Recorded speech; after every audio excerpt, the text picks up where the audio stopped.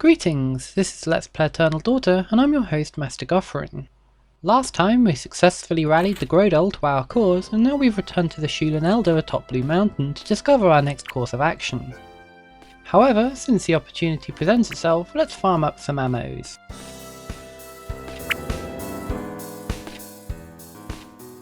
And while we're here, I took the time to check if the Shulin do say anything new.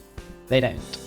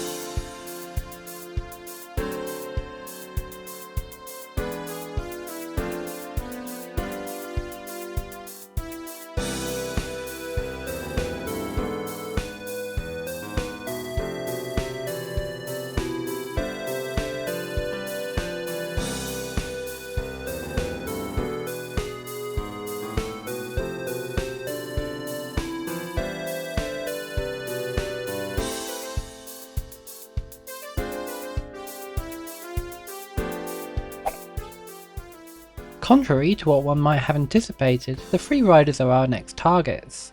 Faust here will take us to their evil tower.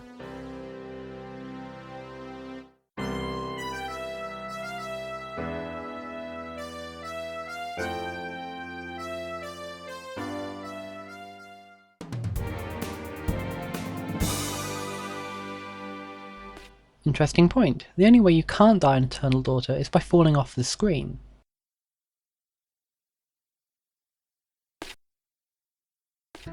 This here is the first kind of, but not really, secret area of the game.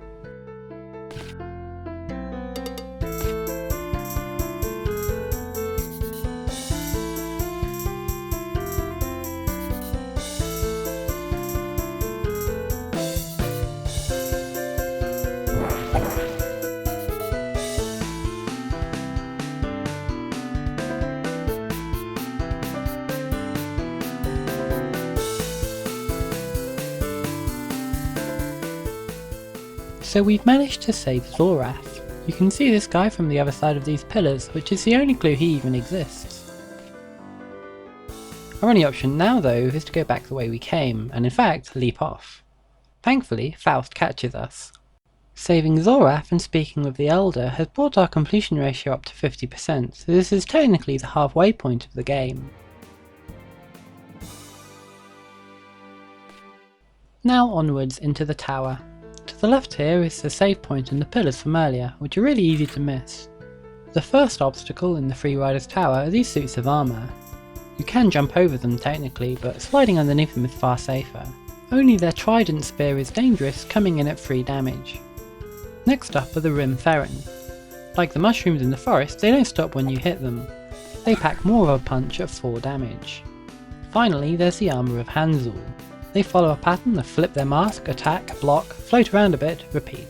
They can't hit you at all if you duck or slide, and while their spear hits for 4 damage, just walking into them is a measly 2. I've always found the best strategy for this particular area is to hold down a charge attack, insta-jib a Rim Ferrin with it, and then slide underneath any armour you come across. Doing that, a spear tip clipping you is the only real risk factor. If you do find you have to attack them, the best way to deal with the armour of Hansul is to steal 2 attacks, duck to safety, then repeat. This corridor serves as a gauntlet before the boss, so getting through it with full health is kind of a plus. For some reason, when I was playing through here, I found I pretty much remembered where all of the Rim Ferrin were, and I think that was indicative of some previous trauma. If you do get caught out by one, hitting one of them once and then jumping up into the air works pretty swell. Daggers also work really well as well, however I'm saving up my ammo for the first boss. He's coming up just ahead, but there's no save point before him, so if you die, you have to do all of this again. This is in general going to be a common theme from now on.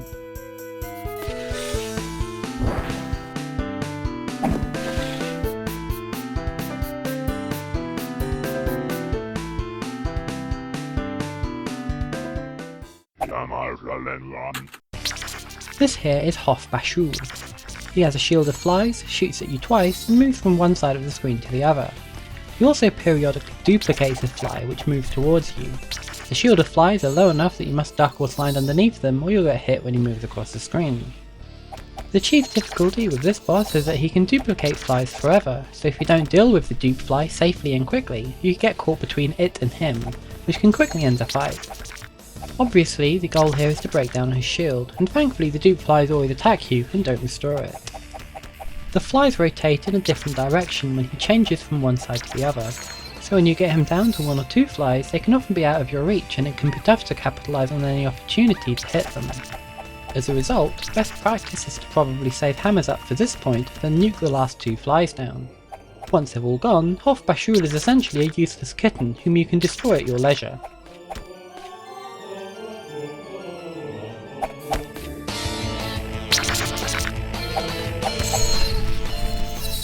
When defeated, he drops the precious heart container. You can't actually leave the room until you collect it either. This will be our 13th hit point, which is a good number as most enemies here do either 3 or 4 damage.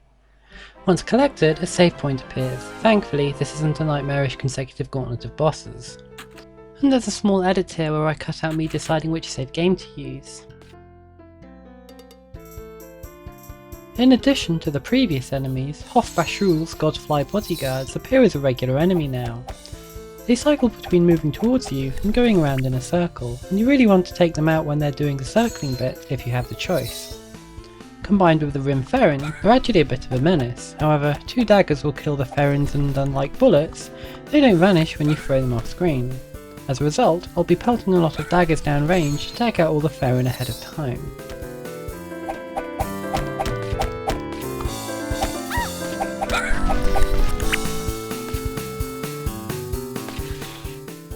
One additional feature of the armour of Hanzul is that, unlike every other enemy, they actually do reappear when you scroll them off screen. There's almost always one near the end of each gauntlet, so if you have to, you can farm them for health and ammo. Since their spear does hit for 4 damage, and that's the largest health pickup you can get, it's still quite risky to do that though. There's otherwise no reason to fight them at all. The power-ups that are littered around are the results of the long-range Ferrin killing. And with all of them out of the way, it's much easier just to simply run quickly through this last section. On occasion, the flies wig out a little bit and decide that you are far away off screen. As a result, they fly off into the distance to try and get you. Anyway, now it's time for boss number 2.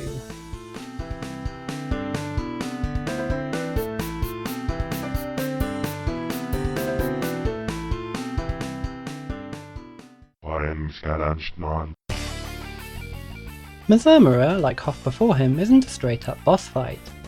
He releases the cold ones from their cage and baits them into attacking you. They walk around and snarl a bunch and occasionally charge as well. If they touch you in any way, it's a dose of free damage. If you use your fireball, you can hit both of them at once, but only if they aren't touching one another. Once you take them both out, Mazurmura drops down and gets their attention again with his delicious meaty steak, and that's your only opportunity to do any actual damage. Then the dogs wake back up with full health, and the cycle repeats. This fight is absolutely brutal if you can only register 1 or 2 hits on Mazurmura before he leaps back up. I've previously suggested avoiding using rapid fire, but you really want it for this. Here's why. That was 14 hits right there. If your rapid fire button is rapid enough and you stand in exactly the right spot, you can actually kill him in a single cycle since each hit interrupts him trying to leave. If you don't exploit that, then this fight can be a massive roadblock. And kapow, Mazurmura is dead, dropping an even more valuable attack upgrade. This recording was originally all one run from Shul up to the end, but I re-recorded this fight and edited it in. I did that because the first time around I didn't use a rapid fire button and only got 2 hits on Mazurmura per cycle, and that battle was over 3 minutes long. While brutal as all hell, I didn't really have too much to say about the fight. As you just saw, for this last section, skeletons have been added to the lineup. They're probably the most ubiquitous enemy in the game, beating out even the bats. The attack upgrade we got from Mazurmura has shaved the hit off of most of the enemies in this section, so now the Rimfarin die to a single attack.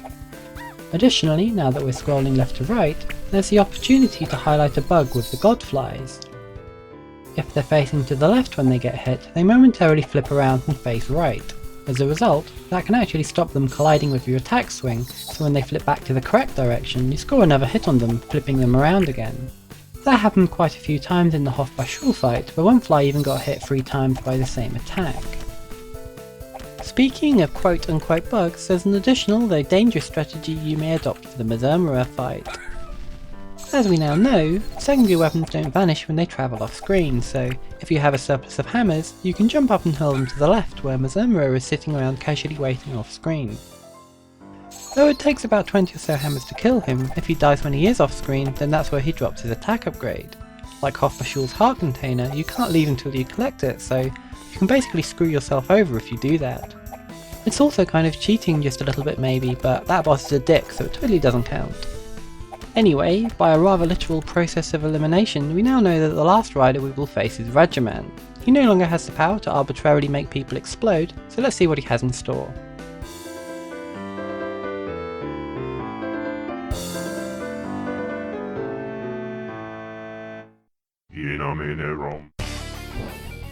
Rajaman sticks to a specific pattern without deviation. He shoots twice, charges you, and then shoots twice again. Then he flies up to the top of the screen, summons a massive energy sword underneath you, moves across the screen and then repeats. Then he floats down, crosses the screen one last time, and mirrors the whole cycle over again. The most difficult element to account for is the small bit of green lightning on his laser bolts, which can occasionally clip you even if you duck.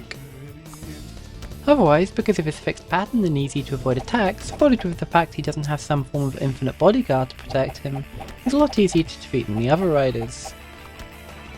The main opportunities to attack him are following his second barrage of laser bolts and shooting a dagger or charge shot into him as he moves across the floor following the second sword attack. Otherwise he's just a big bag of hit points, so for once I'll shut my craw and let you enjoy the music.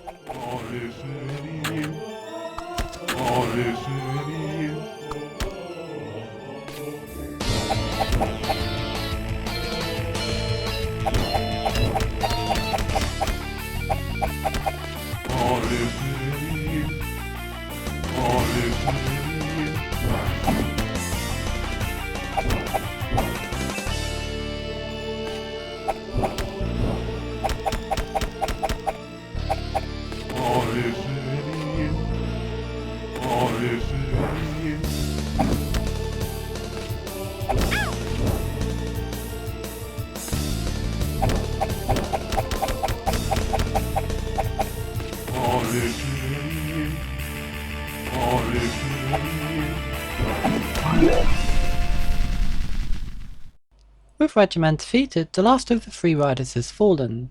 Appropriately, given the suits of armour, a trident is our reward. Of course, it was a load-bearing trident, and we can't go back, so we must go up.